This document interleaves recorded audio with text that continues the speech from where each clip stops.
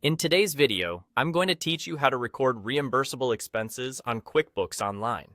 If you've been navigating the intricacies of accounting and need to track those expenses that are to be reimbursed, follow along. I'll guide you step by step, making it seamless and straightforward.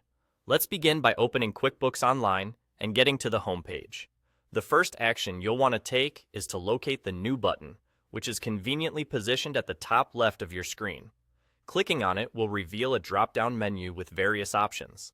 From this list, you'll want to select Expense. This is your first step to recording your reimbursable expense accurately. After choosing Expense, you have the opportunity to select the account that represents the reimbursable expense you are recording. If it turns out that you haven't created an account for this specific type of expense yet, no worries. You can quickly create one by selecting Add New.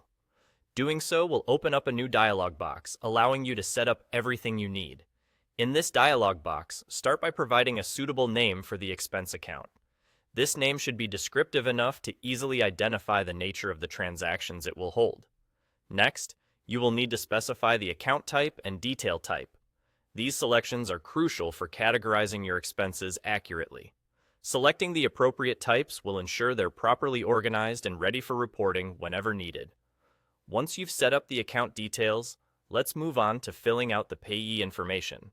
Choose the person or company to whom the payment is made, which helps to track who the expenditure relates to.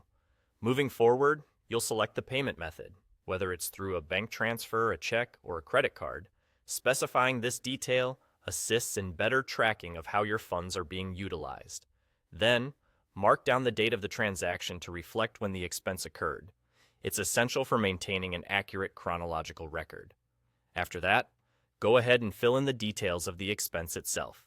This includes what the expense was for and any other pertinent information that would explain the transaction. Now that all your details are in place, take a moment to review everything on the screen.